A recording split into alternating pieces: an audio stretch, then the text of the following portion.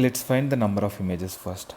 So these are optics arrangement we have, and we know that the light rays that pass through the optic centers, they move undeviated. Let's say P1 is the optic center of upper half of the lens and P2 is the optic center of lower half of the lens.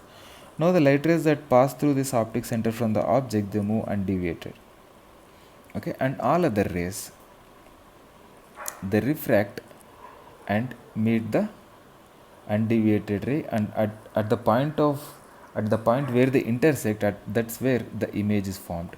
So this is the image location of the image due to the upper half of the lens. And similarly lower, so we have an undeviated ray which is passing through the optic center of lower half, and then a refracted ray that meets the undeviated ray at point I2, and this is where the second image is formed.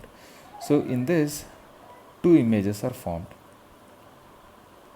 Okay, now let's call this distance as u and let's call this distance as v. Now we use convex lens equation to find the location of the image. From the convex lens equation, I can write 1 by f is equal to 1 by u 1 by v minus 1 by u.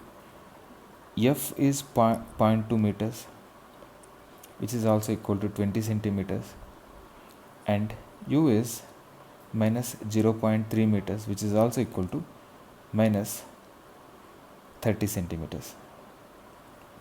And we substitute all the values in this, and we get 1 by v is equal to 1 by 20 minus 1 by 30.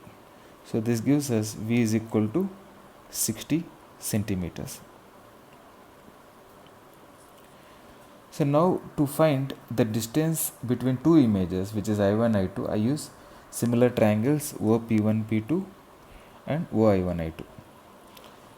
From similar triangles OP1, P2 and OI1, I2,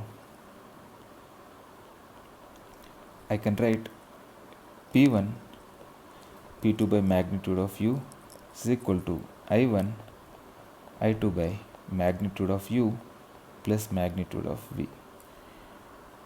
I1, I2 is basically u, which is 30 centimeters, plus v, which is 60 centimeters, divided by 30 centimeters, into I1, I2 is the distance between P1, P2 is basically the distance between P1 and P2, that is 0.2 centimeters.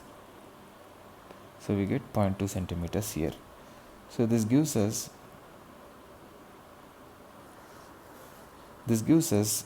90 by 30 into 0.2, and I1, I2 is 0.6 centimeters. This is the separation between two images.